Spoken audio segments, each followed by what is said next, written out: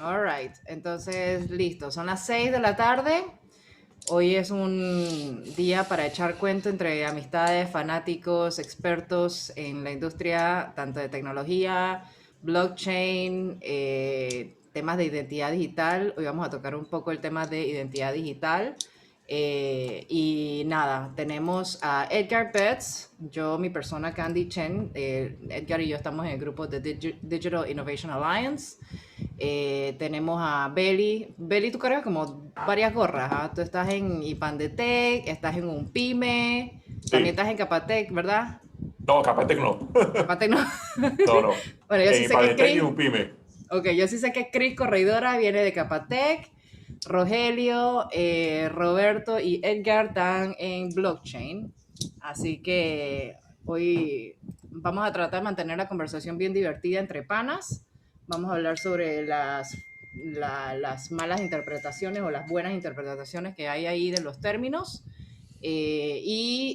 Comenzamos entonces este tema, ¿no? Yo voy a comenzar un poquito con el tema de por qué estamos hablando de identidad digital.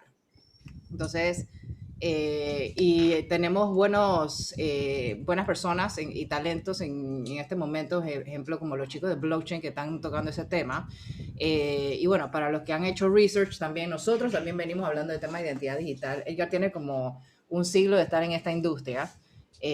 Para los que no conocen, Edgar solía ser el director de Smart Car Alliance Latinoamérica, que posteriormente se cambió de nombre a Digital Innovation Alliance. Los que no conocen básicamente de Smart Car Alliance Latinoamérica, básicamente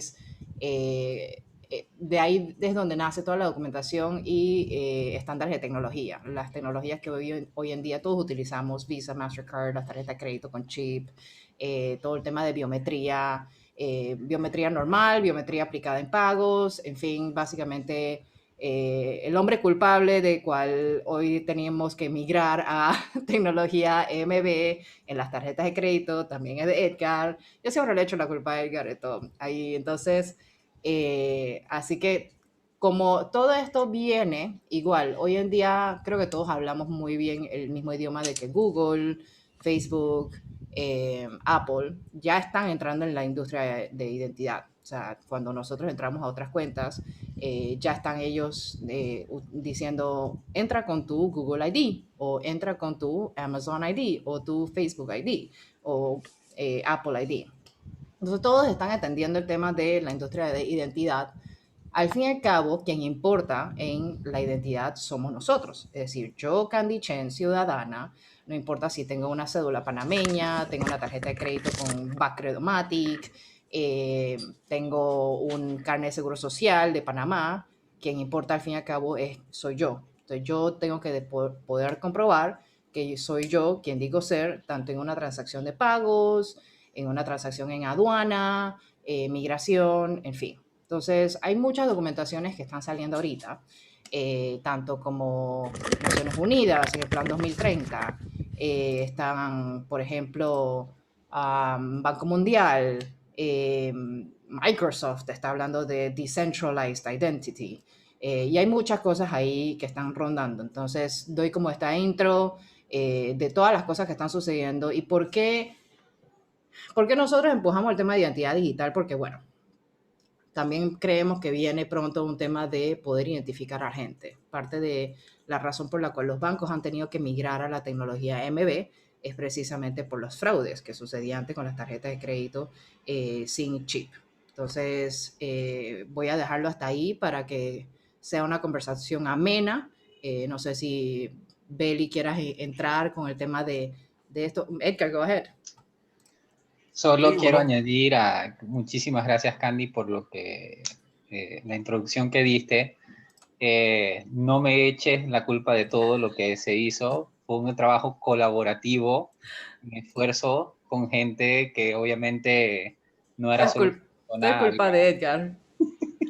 Me echan la culpa, pero en realidad había desde fabricantes de chips, tarjetas, componentes, integradores, usuarios finales, incluyendo instituciones gubernamentales e internacionales, que fueron los que llevaron a donde estamos hoy en día. Y ahora estamos viendo qué es lo que viene después.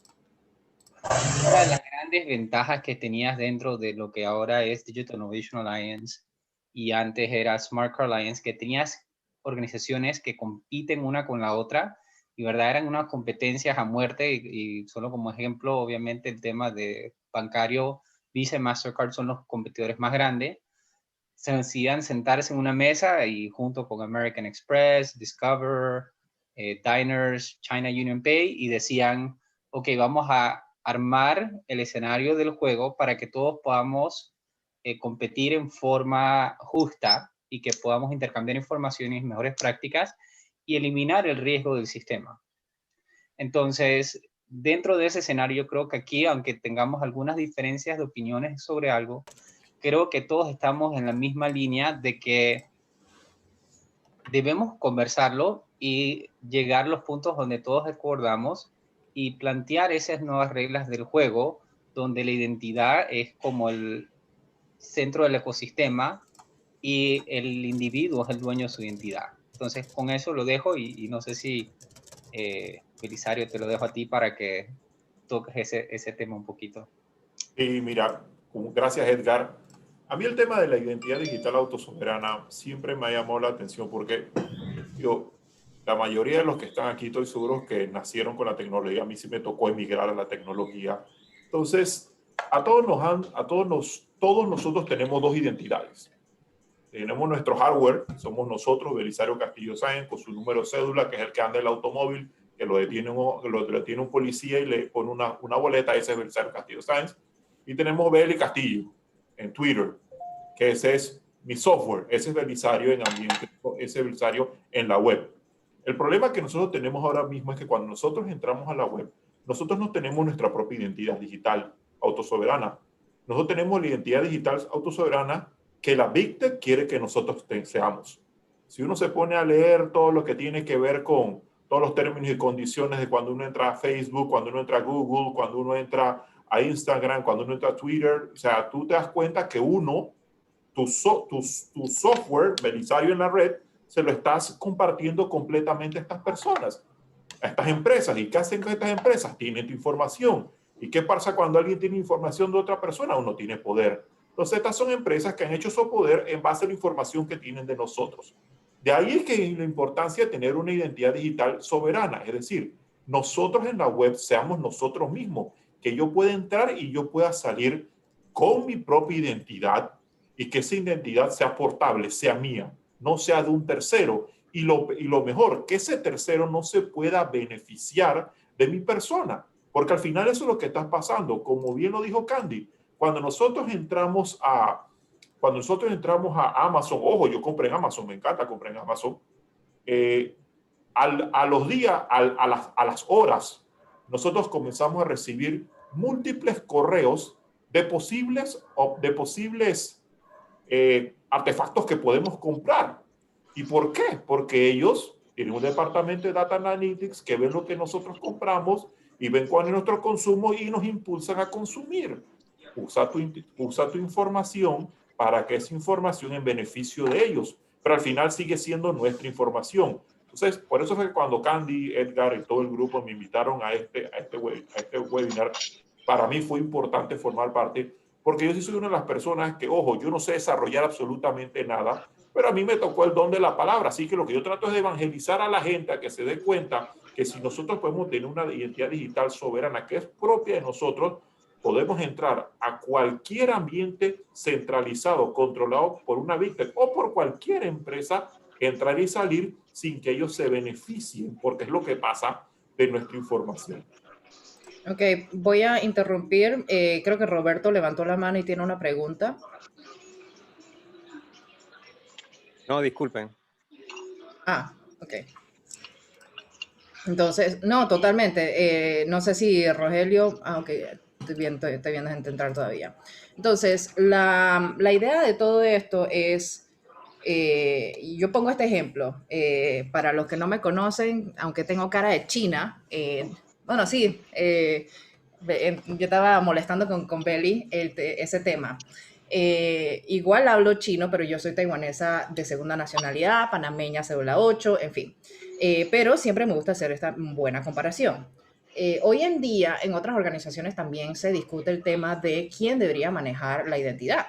Porque si hablas de identidad digital, tienes países que tienen 20 años en esto, como Estonia.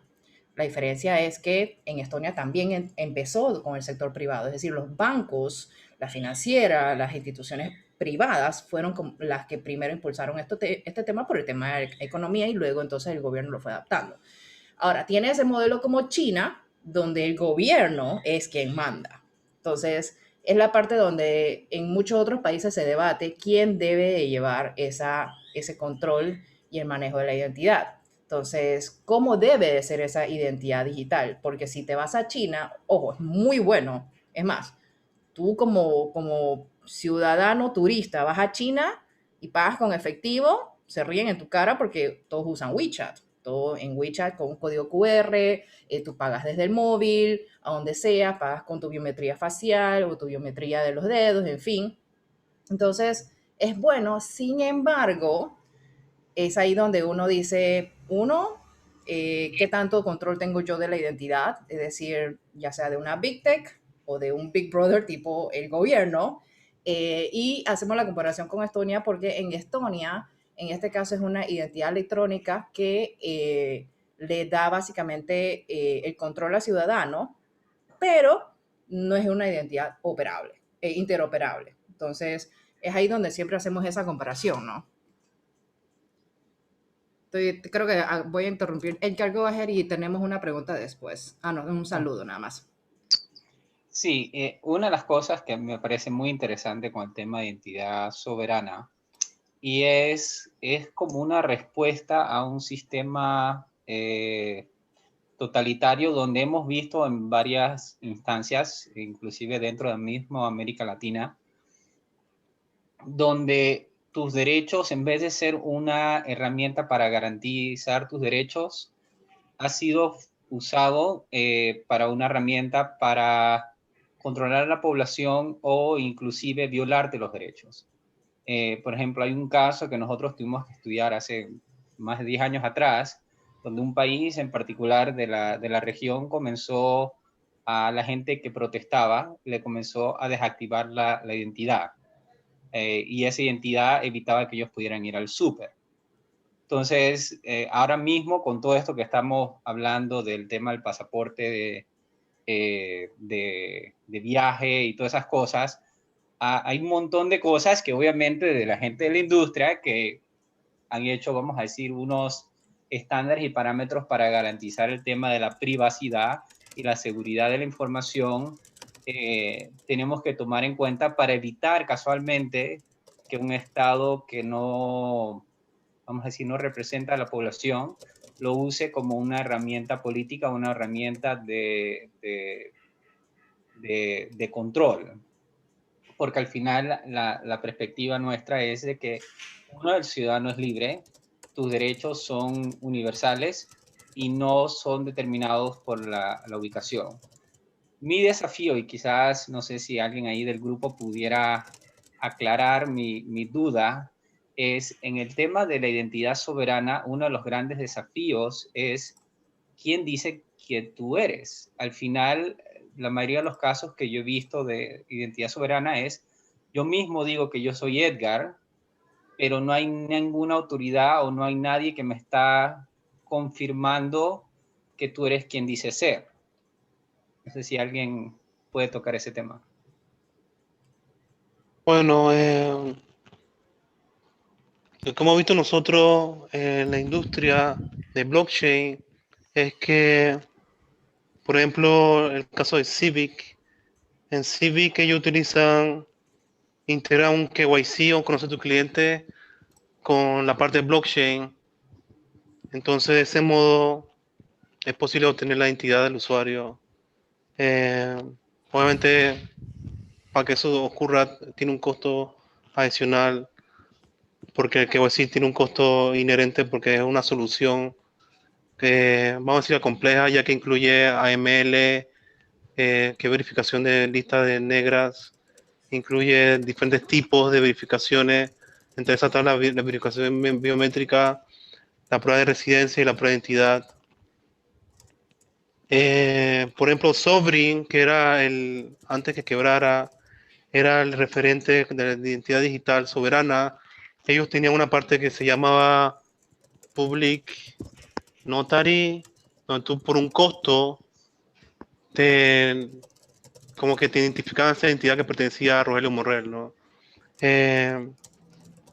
Obviamente el tema de identidad digital surgió con Sovereign, Everning. Yo lo llamo como la primera invierno de la identidad descentralizada, porque Sovereign quebró, Everning se dedicó nomás al sector corporativo, y la empresa que se llama Uport, que fue fundada por Pele Brendegar, que vivió mucho tiempo en Panamá. Uport se cambió el nombre y ahora se dedica también a la parte de identidad digital y casi todo open source. Pero realmente lo que se está ahora mismo es tratando de que la entidad descentralizada de la primera fase de empresa se ha unificado un poquito más con la parte de blockchain últimamente, ¿no? Okay. Y con el tema de subregistro, por ejemplo, en el mundo hay básicamente más de 1 billón de personas que no están registradas, y inclusive en la región, si ves muchos países, hay un tema de subregistro donde esa persona que no tiene, por ejemplo, una cédula, en el caso, por ejemplo, de Panamá, no tiene derecho a entrar a un sistema educacional, no puede entrar a un sistema de salud, no puede entrar básicamente al sistema bancario, queda completamente excluido de todo el ecosistema, en parte por ese problema de identificación o inclusive los requerimientos para poder conseguir una identificación. Claro, Sucre, ¿tú quieres decir algo de Edgar Sucre? Sí, refiriéndome a la pregunta de mi tocayo, la pregunta anterior, de quién dice quién, o sea, de dónde nace, ¿no? Y quién dice quién eres tú. Me parece, antes de que vinieron todas estas empresas que hicieron los primeros pininos, inclusive la empresa que mencionas quebró porque fue tan vanguardista que estaba muy adelantada y no había ni siquiera un mercado para ese tipo de soluciones en ese momento. Pero si vamos a la raíz y digamos que como todo nuevo estándar, primero se tiene que modelar, tiene que ser creado el estándar de identidad soberana. Uno o pienso yo que el esfuerzo más importante sobre estandarización de este paradigma de identidad lo está llevando la W3C, y ellos están formalizando lo que el modelo de identidad soberana e identidad verificable soberana, más que es pienso yo que es uno de los pilares más importantes. Y bien es que el usuario tenga el poder sobre su identidad es muy importante. También es igualmente importante que esta identidad sea verificable por otra persona o por otra identidad. Entonces, volviendo a la pregunta, ¿quién dice tú quién eres? Bueno, en ese papel siempre lo juegan los verificadores, y hasta donde tengo mi poco conocimiento sobre el tema, siempre es el gobierno el que te otorga tu primera identidad a la persona. Si bien la identidad pertenece a la persona y tú la guardas y la resguardas por ti mismo, el que te la emitió es el gobierno. Claro. No he visto otro modelo donde entes terceros o instituciones que no son parte del gobierno puedan emitirte sí emiten sus identidades, digamos un diploma. Eso sería una universidad privada, podría hacerlo, pero esa es una identidad. Tú sobre el paradigma de la identidad digital, puedes tener N cantidad de identidades, ¿no? Credenciales, más bien. Pero dependiendo de la legislación del país, por ejemplo, en el caso de Panamá, la identidad o la credencial principal es la cédula, no hay manera que no sea emitida por el gobierno y el tribunal electoral en este caso, y él sería un issuer de credenciales tipo cédula. Y espero que eso, no sé si contesta tu pregunta, Edgar, pero eso es ese es el modelo que he visto más acogido en términos de implementación, ¿no? De identidad digital. Quisiera aportar algo en esa línea. En realidad la identidad ha sido emitida desde mucho antes. Es más, el concepto de identidad soberana nace de una identidad federal del gobierno para la protección de los federales o empleados federales. Obviamente relacionado con temas de ataques de septiembre 11.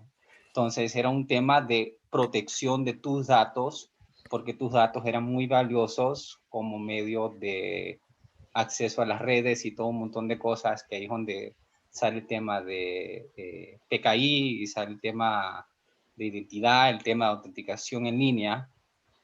Pero en esa misma línea tú dices, bueno, es el gobierno que está emitiendo, pero todos tenemos un celular y un celular te emiten un SIM card. Y ese SIM card dice identificación de suscriptor, Subscriber Identity Module, módulo de identificación del suscriptor. Eso no es una institución de gobierno. El banco, cuando te agarra y te da un número de cuenta, es un identificador del banco. Tú usas tu tarjeta del metro y es un identificador del usuario del metro. Inclusive tú tienes cosas que están identificadas con un número de serie o inclusive con algún identificador digital para generar transacciones, o inclusive hoy en día estamos hablando mucho del tema de Internet de las cosas, y todas esas cosas están asociadas a una identidad. E inclusive van mucho más allá de la jurisdicción de lo que un Estado puede tener.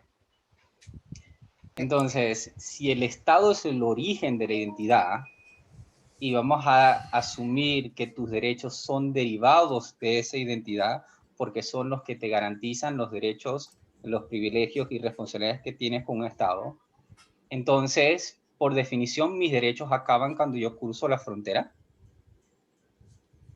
No sé. ¿Alguien ahí tiene alguna...? Bueno, Yo quería comentarle algo. Perdón. Chris, dale, Chris. Vale. Sí, eso es algo, y lo que yo iba a comentar es que, bueno, en todo tema de seguridad, ya sea de información, de identidad, sabemos que siempre el eslabón más débil es el usuario, ¿no? Entonces, lo que está pasando con la identidad digital, volviendo a ese término de identidad digital, es que la gente realmente, el usuario, no sabe qué tan comprometida está su información. Entonces, no sabe cómo se está haciendo ese profile, ese perfil en todas estas big tech, cómo están tomando tu información, cómo están utilizándola para venderla. Inclusive, también cómo tú entiendes que puede ser que tu identidad digital, ante la vista de las big tech, puede ser ante gobiernos o ante bancos para tú poder acceder a servicios bancarios, a servicios de visaciones para entrar a otros países. No sabes la importancia que está teniendo tu identidad digital, ¿no? Entonces, hay veces que tú no tienes total control de esa información que estás compartiendo con estas grandes empresas de tecnología, pero que a la vez, para muchísimos procesos que cada vez son más cotidianos, pues hasta es un poco más importante lo que encuentran de ti en Internet que lo que realmente tú creas que puedas tener a nivel de tu jurisdicción. O sea, esto ya sale de tu jurisdicción, obviamente con todo lo que tú compartes en lo que siempre escuchamos, ¿no? Que si las redes sociales, que bueno, que si Google, que si Apple, y esa es la parte importante, yo creo, que el usuario ahora mismo está un poco, digamos, inmaduro en conocer qué tanto tú estás brindando de tu información y cómo están usando tu perfil, inclusive sin tú saberlo, ¿no? Eso es lo que quería comentar ahí. Y al final tampoco es que los países, por lo menos la República de Panamá, proteja mucho tu identidad, porque todo el mundo sabe que el registro, el Tribunal Electoral, ellos venden las matrices a a instituciones financieras para que certifiquen tu identidad. Entonces, al final del camino, se están beneficiando con tu identidad. Entonces, Correcto. ok, es cierto, el principio de la identidad es el territorio que nos... ese territorio donde uno nace, ese territorio que es la ficción jurídica que nosotros llamamos Panamá, y por eso nos dan a nosotros una cédula panameña, porque es la ficción que nosotros decimos que somos panameños. Entonces, si nosotros partimos siempre de esa ficción que yo necesito que a mí me certifique el gobierno de la República de Panamá, vamos a llegar a los 3.000 y no vamos a tener identidad digital, porque eso es lo que menos le importa a la República de Panamá. Entonces, ahí es donde uno tiene que apalancarse, por lo menos en Big Tech, como Microsoft, que es uno de los pocos que ha pensado en cómo proteger esa información. Hay un señor que se llama King Cameron, que ha establecido los 2 principios de identidad digital autosoberana. Y el más importante de todo es la portabilidad, es decir, que tú lo puedes utilizar en la red que tú quieres y retirarlo. Como bien lo dijo Chris, el problema es que no es que estamos entrando solamente en la República de Panamá, no. Cuando nosotros entramos a estas plataformas, es información nuestra que está en Panamá y en el resto del mundo. Entonces, si Google pone una noticia falsa tuya, ¿cómo tú haces para tumbarle esa noticia a Google? Porque tú no tienes una identidad para certificar que tú no eres la persona que Google dice que tú eres. Te tienes que ir a un proceso, a un procedimiento completamente burocrático y largo para demostrar quién tú eres. Entonces, esto es ridículo. Entonces, la tecnología ahora, y esto ha cambiado con el Internet de las cosas. Con el Internet de las cosas, lo que yo quiero demostrar es que esa persona que está entrando a ese sitio es Belisario Castillo. Y el día que a Belisario le da la real gana de salirse de ese sitio, me tienen que respetarlo porque es mi identidad y es mi información. Ojo, yo confío más que en que estos certificadores van a ser empresas privadas que van a dar el servicio global y que lo que van a hacer es confirmar que tú eres esa persona que tú dices que eres de Panamá, a esperar que la República de Panamá lo haga, porque si esperamos eso, Dios mío, créanme que entonces nosotros vamos a meter en todas las redes, nadie va a protegernos porque no tenemos esa protección. Ahora mismo, y siempre ha sido así, las Big Tech se enriquecen, y no quiero traer ningún discurso socialista por el estilo, pero las Big Tech se enriquecen con nuestra información. Ellos simplemente son una plataforma de datos muy bonita que cualquiera de los desarrolladores que están en esta charla pueden hacer, inclusive mejor, pero que tuvieron la primera idea y que se benefician con nosotros. Entonces, nosotros sí tenemos que exigir que, como lo dije al principio, que ese hardware, que es Belisario, que tiene una cédula, también existe en el sector software, porque es nuestra información la que ellos están utilizando. Yo voy a interrumpir nada más porque hay un par de preguntas y comentarios antes de seguir. Entonces tenemos, a ver, dice Alien Room, ¿y el gobierno sí está de acuerdo con que sea una identidad descentralizada basada en blockchain? Ya que el gobierno está en contra casi siempre de estas soluciones al no tener el poder o el control sobre las cosas. Entonces, Patricia comenta, en tu trabajo tienes tu identidad, en la escuela, en tu casa, hace parecer que los lugares hacen la identidad, pero no es así. Al fin y al cabo sigues siendo tú mismo, pero ¿qué te hace seguir siendo tú a pesar de estar en diferentes lugares o hacer diferentes cosas? Y si nuestra forma de pensar o actuar también es parte de nuestra identidad. Creo que vi Edgar y no me acuerdo quién iba a hablar también. Rogelio, dale. La identidad digital o de identidad descentralizada que existe hoy en día está basado en términos criptográficos. Pues realmente, ya que hablaron de Microsoft, yo tuve una época en Microsoft como desarrollador aquí en Panamá, desarrollando tecnología de Microsoft casi como por 10 años. Después me cambié a hacer open source 100% y me olvidé del mundo de Microsoft. Sin embargo, en ese entonces Microsoft sacó una tecnología que se llama Windows Identity Card, que del señor, ¿cómo se llama? Cameron, fue uno del equipo de Windows Identity Card. Y Windows Identity Card en esa época era totalmente revolucionario.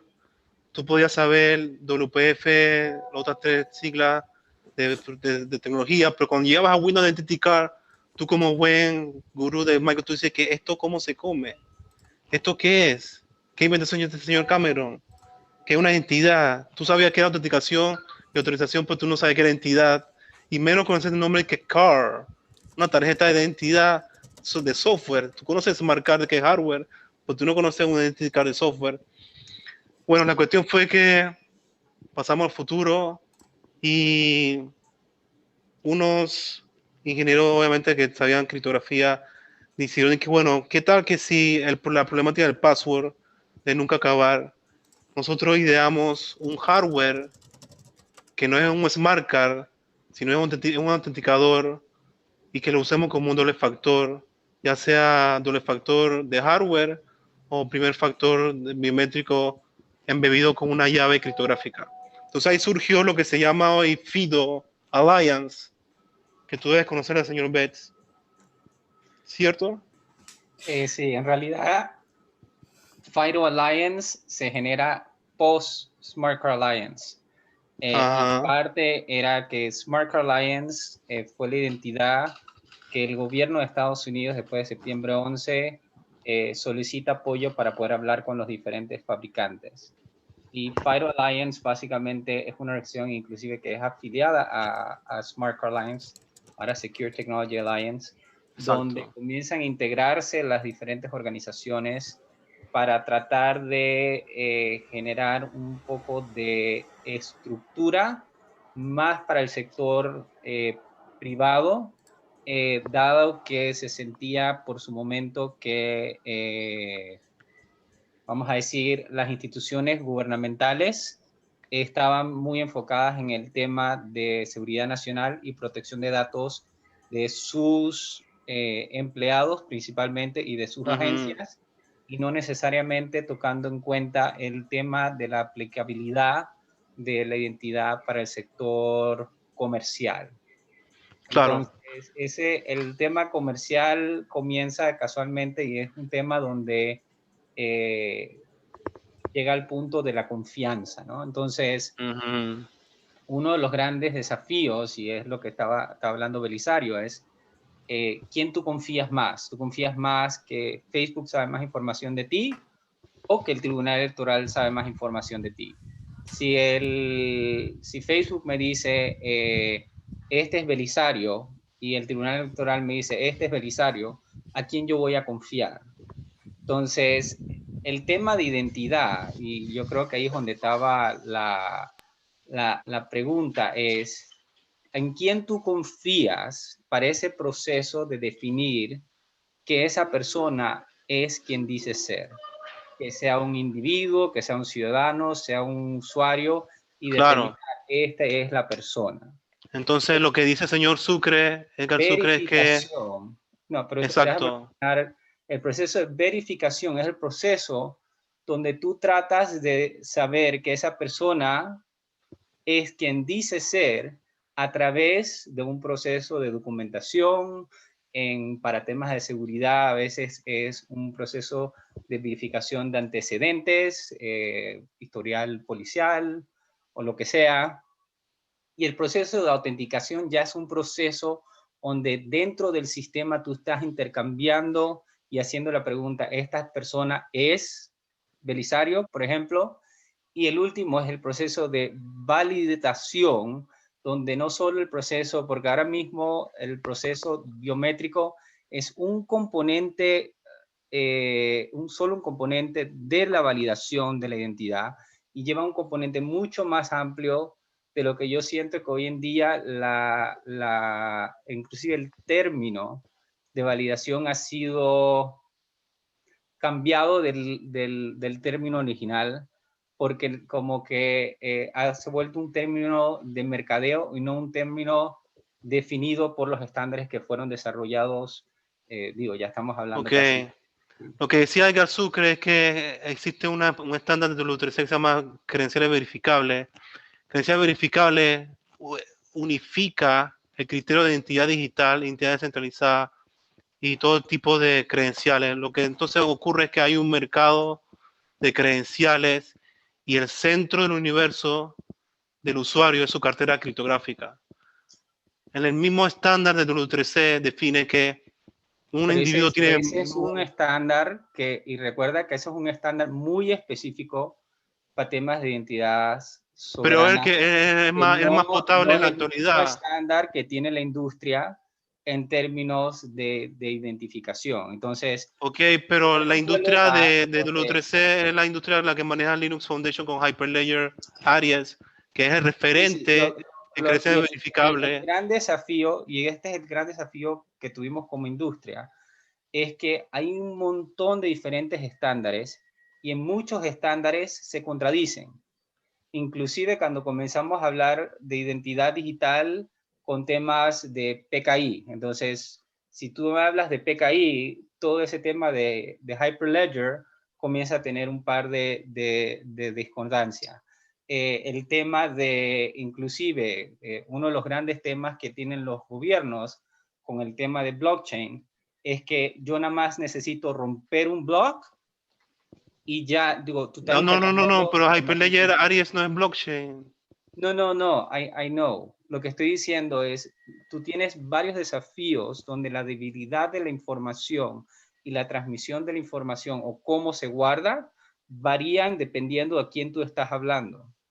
Entonces, si tú le preguntas a alguien como el Instituto Nacional de Estándares de Estados Unidos, es uno. Si tú agarras y hablas a la Unión Europea, es otro. Si tú agarras y hablas a, no sé, Brasil, es otro. Si tú hablas en China, es otro. Entonces, la falta de unificación de inclusive de estándares nacionales, estándares ¿Y internacionales. cuál es el producto, cuál es la implementación de referencia de Smart Card Alliance?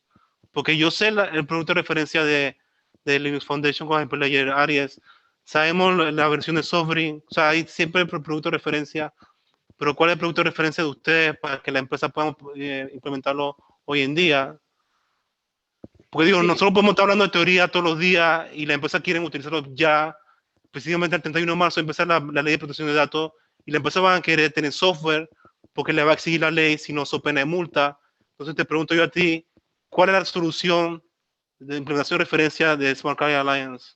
Sí, entonces, de Digital Innovation Alliance, el estándar que se creó, que básicamente es un estándar que trató de unificar los estándares, todos los que habían, y coger las mejores prácticas, se llamaba Genuine ID, que casualmente fueron los que iniciaron el tema de identidad interoperable y con reconocimiento recíproco, y fueron los que pusieron el tema en el móvil. Es más, en Panamá en el 2015 se hizo un evento donde se sacó la identidad móvil y se hizo, creo que 5 o 6 diferentes aplicaciones, inclusive poniendo en tablets, y fue cuando la identidad derivada inclusive comienza a transferirse hacia las cosas y hacer que yo pudiera transferir los derechos, privilegios y responsabilidades mías hacia una cosa para que tomara acciones. Entonces, pues entonces en el mercado existen varios estándares diversos de identidad digital. ¿Cómo? En el mercado entonces lo que entiendo es que existen varias variantes de identidad descentralizada digital y no hay una mayor que la otra. O sea, que como que hay varias estándares compitiendo por ser la mejor, ¿no? No necesariamente. Todas están tratando, vamos a ponerlo así, todos estamos tratando de resolver una pregunta y todo el mundo está usando diferentes fórmulas. Ok. Al final a cabo, yo siento que hay que encontrar un punto medio. Por ejemplo, una de las cosas que tú dijiste, W3C, que me parece interesante, es el concepto que tú verificas la identidad, pero todavía tienes un poco de control sobre eso. Son cosas que yo siento que al final estamos poco a poco, digo, yo me recuerdo 10 años atrás teniendo una conferencia donde hablábamos del Sovereign ID y el tema en esa época era, no puedes verificar la identidad, no puedes tener, entonces había como que poco a poco yo siento que el sistema centralizado y el sistema descentralizado están comenzando a encontrar puntos en común porque sí, hay un miedo de un Estado omnipotente que te dice qué derechos tú puedes tener basado en con quién tú estás. Okay. Y también hay un miedo de un sistema anarquía donde yo digo, yo no tengo la menor idea que tú eres quien tú dices ser, y es un tema totalmente de confianza y de repente tu sistema, cuando yo tengo 3 o 4 transacciones donde desaparece la persona con quien yo estoy lidiando, ya no uso ese sistema. Entonces, este tipo de conversaciones creo que añaden muchísimo valor porque uno siempre tiene que estar abierto a nuevos conceptos, nuevas ideas y decir, hey, eso suena muy interesante, eso pudiera funcionar de esta forma, o intentémoslo, o cuál es el desafío que yo veo con el tema de compartir datos sensibles sobre un ledger. Claro. ¿Qué son los desafíos que yo veo con el tema, por ejemplo, uno de los temas que se trató, estamos hablando quizás 5 años atrás, el tema de tokenización con el tema de blockchain? Son cosas que se han tratado, obviamente, como todo que es nuevo, se trata, se rompe y después tú dices, ok, dimos haber sabido que eso no iba a funcionar. Ok, vamos a ¿Qué te tratar iba a esto. decir? Y también existe una fundación que se llama Decentralized Foundation. Ellos programan el Side-Tree Protocol que utiliza Microsoft. ¿Nos puedes explicar un poco de la diferencia del Side-Tree Protocol versus la versión de ustedes de Smart Card Alliance? De vuelta, yo estoy aquí hablando como Edgar Betts, ya me pusieron Smart Card Alliance, ya... No, es que a mí me gustaría saber todos los diferentes tipos corrientes. Déjame intervenir un rato, Rogelio, y nada más aquí ahora aprovecho para hacer el check-in, que son las 6:41, así que quedan 19 minutos para culminar el evento, o la conversación en este caso. Te cuento, Rogelio, o sea, Smart Card Alliance solía ser el nombre anterior, incluso ellos cambiaron precisamente porque pues hay una evolución de card, ¿no? Ya no es el tema de card, y han evolucionado a cambiarse a Secure Technology Alliance. El tema de lo que tú dices del Decentralized Foundation, existe un montón. Hoy en día hay DID Alliance, hay ID 2020, hay lo que es el World Bank. Todos ellos nacen, y bueno, creo que por eso es que yo me burlo de Edgar con sus canas, todos ellos nacen de las conversaciones cuando se origina esto, cuando Edgar comienza ahí, ya cuando estaban hablando en la industria de tarjetas de crédito, yo me acuerdo porque yo trabajé en e-commerce hace 16 años en Panamá y tuvo que venir una pandemia para que todo el mundo se despertara, ¿no? Ya se hablaba del tema de identidad. Entonces, por ahí tenemos que responder una pregunta de Patricia también sobre su inquietud, ¿no? El tema está en que estas organizaciones que han nacido después que se ha generado toda esta documentación, estándares de tecnología para todo el tema de que comienza primero de Smart Card, pero evoluciona todo el tema de documentación de tecnología para seguridad, para ingreso, para identidades. Nacen entonces todos estos pequeños grupos, pero lo bueno en este momento es que cada uno de esos grupos están encontrando un punto en común, que es uno como ciudadano, ¿qué tanto tú quieres? Entonces, por ejemplo, te doy el clásico ejemplo hoy en día, que es lo que hablamos. O sea, Beli creo que captó así de rápido, y es que si uno piensa que la identidad debe nacer o ser emitida o ser manipulada o ser controlada o administrada por el gobierno, pues también tienes digamos que la controversia o la inquietud de parte del ciudadano, porque tú dices, y te pongo un ejemplo, tu cédula ¿dónde funciona? Si te fijas, tu cédula funciona solamente dentro de Panamá, ¿ok? Y no hay ningún dispositivo así como tu pasaporte. Tú usas tu pasaporte y tú vas a diferentes países y hay un lector en el aeropuerto en migración que te lee tu pasaporte. Por lo menos es usable en aeropuertos internacionales. Tu cédula no. Pero tú nunca pensarías que tu tarjeta de crédito, Visa o Mastercard, tenga fronteras o obstáculos cuando vayas a utilizarlo. Entonces, al fin y al cabo, las industrias básicamente se están evolucionando a tomar cargo de eso. Entonces, creo que aquí, o sea, incluso es un cuestionamiento de qué viene primero, el huevo o la gallina. ¿Viene la ley primero o la tecnología primero? Creo que nadie, WhatsApp, Waze, Ahora, Facebook, yo quiero preguntar algo, ya que hablas de la ley, voy a decirlo en inglés, why is the fixation about having a law first than doing the technology no, al first? Contrario, no, tú estás hablando con la persona equivocada. Yo no estoy fixated on the law. Lo digo porque en los comentarios hay aquí, creo que Patricia dice, entonces, ¿qué es identidad digital? Según la Ley 144 define identidad digital como plataforma tecnológica para la comprobación de la identidad por vía electrónica o digital que permite a los usuarios puedan ser validados y verificados de manera inequívoca. Entonces sí, o sea, ahí la interpretación en este momento, lo que creo que aquí muchos abogamos es el tema de que no necesariamente necesitas una ley para que esto exista. O sea, los Exacto. celulares, A eso voy al punto. tecnologías, no llegaron pidiendo permiso a los estados. O sea, tú no vistes a PayPal Mark no pidió Zuckerberg. permiso a Bush o a Clinton de que yo iba a hacer PayPal. Bueno, Mark Zuckerberg No. nunca le preguntó ni a Martín Torrijos ni a Martinelli de que, hey, puedo entrar a Panamá y que los panameños puedan usar Facebook. O sea, Entonces esa es la parte de- el tema realmente no es de la tecnología ni el procedimiento, es realmente de las barreras de innovación que existe en nuestro país. Te voy a poner un mensaje de Peter Thiel. Peter Thiel, en su famoso libro From One to Zero, o From Zero to One, como se quiera llamar, el man dice que la única forma que tú puedas tener una empresa sin competencia alguna como PayPal es que no haya competencia en el mercado que te vas a meter. Y lo otro, no puedes tener abogados en tu equipo de startup. ¿Ya?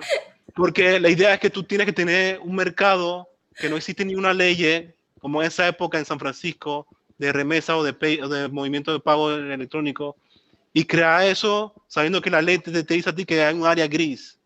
O tener abogados, y yo lo digo porque asumo yo que en este grupo hay un par de abogados, o tener abogados que abogan por la tecnología e innovación. Por la innovación, exacto. Entonces, a mí, por lo menos la semana pasada tuvimos un cliente y hablamos de firma digital, firma electrónica, y era como, primero queríamos saber la ley, si le permitía utilizar el software mío.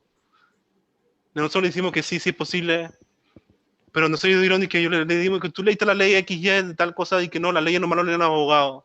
Entonces, las leyes las hacen para los ciudadanos de la República de Panamá, no para que los abogados solamente la puedan leer y más nadie la puede leer para la tierra. Aquí creo que hay una mano levantada, Alberto Sasso. Vamos a permitir que primero haga la pregunta. Alberto, dale, puedes quitar el mute. Sí, buenas noches y muchas gracias por tenernos aquí en este discurso. Creo que la conversación está muy interesante y creo que estamos mezclando un par de cosas. Quería hacer pausa solamente para decirles que lo que es una identidad en un sistema tecnológico, tenemos que separarlo de lo que es una identidad soberana para lo que son cosas gubernamentales. Creo que mezclando las dos no vamos a llegar muy lejos, ¿no? Si queremos una identidad soberana, una identidad que, ¿para qué se usa la identidad? La identidad se usa para saber qué derechos tienes en un país, para poder cruzar fronteras, para poder pagar impuestos, para hacer las cosas que necesitas hacer con el gobierno. Entonces, ¿por qué no innovar en la parte privada donde estos sistemas serían bancos, aseguradoras, etcétera? Tienen el control en la cual poder crear tu identidad. No, yo les quiero poner, yo los invito a que ustedes revisen. Hay un proyecto que se llama Didi, que es un proyecto de identidad autosoberana sobre blockchain que están desarrollando en Buenos Aires para los barrios populosos. Este proyecto lo que busca es la inclusión financiera. ¿Por qué? Porque a pesar de que esa persona pueda tener una cédula, que es una con la cual se identifica y va a votar, eso no conlleva que esa persona tenga inclusión financiera.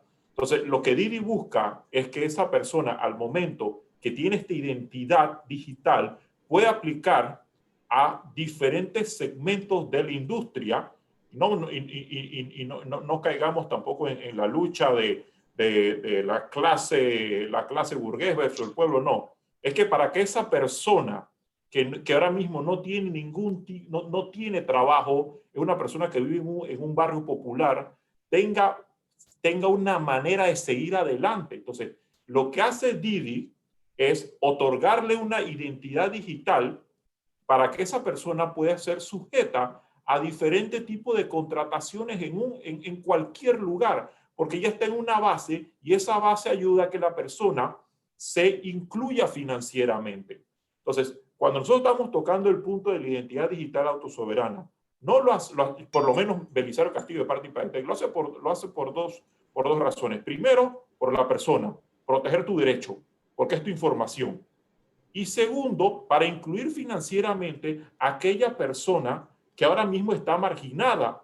¿Por qué? Porque no tiene las herramientas para poder ser alguien, ni en el sistema hardware, que es el que conocemos con la cédula, ni en el sistema software, que es en el cual nosotros, los que tenemos, los que podemos hacerlo. Entonces, hacia allá es donde quiere ir el proyecto. Si nosotros vamos, y estoy de acuerdo con Rogelio, si nosotros vamos aquí a meter abogados, yo soy abogado, los abogados van a pensar de una manera que tengo que regular. Y siempre le digo a mis colegas, recuérdate que una norma no puede regular todas las situaciones posibles. Y en tecnología, créanme que es así. Entonces, eso es lo que nosotros requerimos. Edgar. Ok, nada más, No, perdón, nada más voy a como hacer un check-in. punto- Voy a hacer un check-in de que quedan 9 minutos. Dale, Edgar. Sí, solo un punto añadiendo lo que dijo Belisario, estoy totalmente de acuerdo. El tema es que más allá de solo la inclusión financiera, si tú no tienes una identidad, tú no tienes derecho a llamar a un policía o que te den tu día en corte, o el derecho que está de salud que tenemos en la Constitución. ¿Cómo te vacunas si no tienes un registro? ¿Cómo te dan la educación? ¿Cómo consigues un celular si no tienes una identificación? Todos tus derechos están basados en esa identidad y por eso tiene que ser lo menos político posible, aunque desafortunadamente mi gran pena latinoamericana es que yo siento que a veces las identidades son utilizadas más como una herramienta de control y violación de derechos que un tema de darle al ciudadano y garantizar esos derechos. Que es una herramienta extremadamente poderosa, y esa herramienta, cuando tú tienes una identidad y la conviertes digital en un ámbito fluido, porque la persona está cambiando sus derechos, están constantemente ampliándose, y tus privilegios y tus atributos, de repente me gradué y ahora soy doctor, entonces ya tengo otro atributo, puedo hacer recetas, entonces es algo que no es estático, que yo te emito un credencial y de repente ve a hablar conmigo después de 10 años cuando tengas la renovación para tomarte una foto nuevamente. Es muchísimo más. Entonces, en el tema del marco legal, quiero, y estoy tratando de hacer esta abogacía de hace años, que las leyes solo se deben hacer cuando hay duda. Cuando no hay duda, no lo toquen. Porque aquí la región hace leyes que al final a cabo, por ejemplo, hoy en día tú tienes una ley de tránsito. Si yo te traigo un carro que se maneja solo, como hace un par de años tratamos de impulsar para Panamá, y no tiene conductor, y vamos a hacer que se pase el alto, ¿a quién le das la boleta? ¿Dónde está el marco de eso? Si hay un accidente, ¿quién es responsable por ese accidente? Entonces, ¿cómo tú cubres el tema de seguro? Es la persona que estaba dentro del carro, que lo solicitó tipo Uber.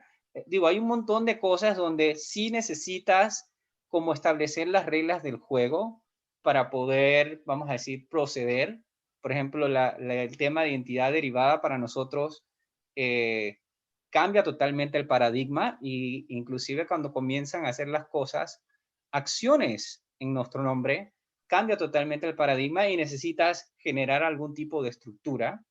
Y bueno, sí, ya vi que Candy está, dale. Sí, David Sucre tiene la mano alzada y luego vamos con Chris. Sí, yo nada más quería decir, porque no es que voy a defender a los abogados, creo que todos los abogados sabemos defendernos cada uno solo, no. La ley realmente, más allá de hablar y esa es mi teoría, estamos discutiendo tal vez en el chat, cuando están en la parte más técnica ustedes, la ley realmente establece no menciona la identidad digital, no regula todavía ni nada por el estilo, sino que la menciona más que todo para hacer trámites gubernamentales, y me imagino que es un plan que tiene la IG hacia futuro, ¿no? Ojalá que un futuro cercano. Pero más allá de eso, no es que te prohíbe usarlo en el ámbito privado, al revés. Yo creo que, y acá todos los abogados sabemos, lo que no está prohibido en el ámbito privado, go for that, dale, tú puedes. Ese no es un problema. Así que esa parte no les preocupe. Ahora mismo, ojalá podamos desarrollar algo de identidad digital creo que el país lo va a necesitar. No sé si ahora mismo realmente lo necesite, pero estoy seguro que entre más lo acerquemos, más pronto lo vamos a empezar a utilizar, ¿no? Ok, Pero es eso. Ajá, siguiente entonces, hago check-in, son las 6:55, quedan 5 minutos. Alien Room dice que hay que extenderla. Sorry, esta vez por 1 hora. Está buena la conversa, la idea es esto, o sea, comenzar a hacer estas conversaciones y echar cuentos. Y voy a darle entonces a Chris para antes de yo hacer el cierre, ¿no? Bueno, yo también quería ahí defender un poquito a los abogados, sé que hay varios ahí conectados. Yo creo que por lo menos en estos tiempos, ahora, actualmente, sí es importante que tengamos abogados, pero que sean de Libertad, que sean de New Law, que conozcan de todo eso cuando estamos en un startup. A veces hace 10 años atrás, pues, podías pasar más agachado, pero ahora es bien importante que tengas un abogado que esté entrenado en estas cosas que están pasando. Y yo creo que también a nivel de la conversación es bueno de repente aclarar un poco conceptos, ¿no? Por ejemplo, el concepto de identidad autosoberana, bueno, creo que tal vez hay más de uno por ahí lo asocia como que es algo que tiene que ver con el gobierno, que el gobierno me da esa identidad. Y realmente eso es la identidad autosoberana, es la capacidad de tú poder manejar tus credenciales sin tener un intermediario, ¿no? Sin tener que no sea algo centralizado y que tú puedas entonces manejar esa información, ¿no?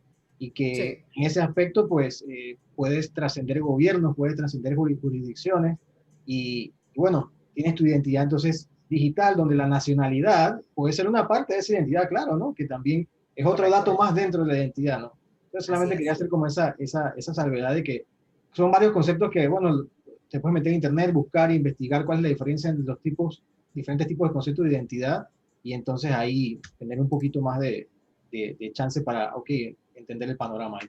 Sí, antes de pasar entonces, David, que levantó la mano de nuevo, sabemos que hay algunos que nos han escrito diciendo que esto quedó corto, que hay que extenderlo. Me alegro me alegro que haya gente que le haya gustado. Y esta es la idea, ¿no? Como que comenzar a echar cuento, conocer cuáles son las inquietudes, los términos, las aclaraciones. Antes de pasar a David, si les queremos invitar a todos, nos pueden seguir en @THEDIA org en las redes. Nuestro siguiente evento es el próximo viernes. Estaremos hablando con Hitesh de parte del Fondo Monetario Internacional, donde explicaremos cómo el tema de identidad digital interoperable ayuda a crear los datasets para una economía más especialmente que necesita desarrollarse. ¿Cómo puede una identidad digital hacer ese brinco inmediato para que un país como Panamá en los siguientes 6 años que necesita para recuperar la economía lo pueda hacer en menos tiempo, ¿no? Entonces ahora le paso la palabra a David. Mío rapidito, nada más que la siguiente vez sea con tragos, a esta misma hora puede ser. Y lo otro es, miren, pero incluso porque estaba aquí revisando nuevamente la ley, porque me acuerdo que yo siempre le encontré un error a esta ley. Y, por ejemplo, ella dice, bueno, sí, de millones, pero imagínate que dice que la identidad digital, para que sepa el desconocimiento del legislador, ¿no? Que la identidad digital puede reemplazar a la firma electrónica. Y yo creo que no es así. En algún momento tú tienes que dar tu voluntad, que es lo que al final del día es la firma, es dar tu voluntad. Tú dando tu identidad no estás dando una aceptación, un contrato y nada. Y yo creo que por ahí se fueron y como digo, sí, puedes tener más errores más, como dice Beli. Ojo, debo aclarar aquí que la que inició con la ley 144 fui yo, pero sí, tiene muchos errores porque cuando la Asamblea Nacional nos obligó a sentarnos con la AIG, pues había ese roce entre nosotros, que vengo de la organización que propulsamos la ley 144, que se llama Conciencia Ciudadana, y la IG trajo como quien dice, su chorizo. Ambos chorizos se mezclaron, pero bueno, al fin y al cabo era, bueno, establecimos uno, ninguna de las dos partes estábamos full de acuerdo y ahí se fue. Lo importante es que se sancione primero y ya después sobre la marcha se modifica. Así que cualquier cosa, aquí me da culpa. Para nada. Lo último que quería decir al grupo es que nosotros somos ciudadanos de democracias y las leyes son para servir al ciudadano, no el ciudadano servir a las leyes.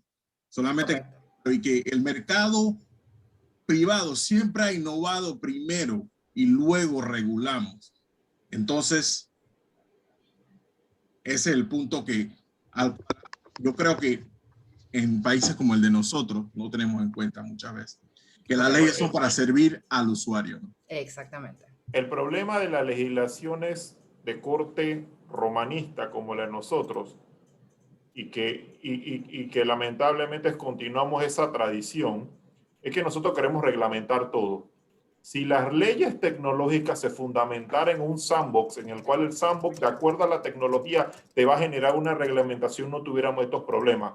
Pero nosotros nos llenamos de epifanía y creemos que en 200 artículos podemos tener todas las condiciones posibles por haber. Si lo más fácil es poner los pilares de una legislación y decir, bueno, como esto es tecnología, hay un ambiente controlado que se llama caja de sandbox, donde usted tiene que ir, y lo que se genera ahí, entonces lo que nosotros decimos que es lo correcto. Pero no hemos llegado a esa madurez, porque nos gusta ir a la asamblea, salir en la foto de que hicimos la ley 461 del 2 de enero del 2021 sobre lo que sea. Entonces ese es el problema. Nosotros tenemos que madurar y entender que una ley nunca va a regular todas las situaciones, menos en tecnología, y aprender un poco de los ingleses que se dieron cuenta que a través de un sandbox, todas estas cosas que nosotros debatimos y nos decimos, y la ley se quedó corta, claro que se va a quedar corta. Sí. Si estamos hablando de tecnología que cambia diariamente. Es correcto. Antes de pasar a Edgar, check-in, nos hemos excedido 2 minutos, pero ¿qué vas a hacer antes de cerrar? Sí, yo quiero dar unas felicitaciones después de que Edgar termine. Ok. No, casualmente quiero agradecerlos a todos por este intercambio. Estoy totalmente de acuerdo con ustedes, inclusive yo soy más del pensamiento que las leyes deberían ser fluidas y cambiar constantemente, y no estoy hablando de que cada 3 años, no, que puedan cambiar inclusive diariamente dependiendo de las circunstancias. Pero al final yo creo que nos toca a todos como responsables que estamos interesados en este tema. Una es tratar de entender lo mayor posible y aceptar las ideas de otras personas e inclusive analizarlas, internalizarlas y hacer este tipo de intercambio, inclusive ayudar al tema de capacitar para que la gente entienda estos conceptos, intercambiar ideas y crear una comunidad de gente que, aunque pensemos quizás un poco diferente, todos queremos lo mismo, que es cómo podemos generar esta herramienta o desarrollar esta herramienta para el beneficio de la humanidad. Y al final puede ser que sea un teléfono móvil, o puede ser las cosas, o puede ser una tarjeta, o inclusive ni siquiera ninguno de esos, porque inclusive hemos trabajado en cosas más allá. Pero yo creo que hay que hacer esta actividad de nuevo, Candy. Hay que generar estas oportunidades de personas ilustres que estén pensando estos temas y ver cómo lo resolvemos, e inclusive desarrollar cosas en conjunto, ¿no? Totalmente. Incluso creo que Capatec tiene un sandbox, tiene en la página web el tema de las empresas interesadas en el sandbox y contactarnos, formar parte de la comunidad Digital Innovation Alliance.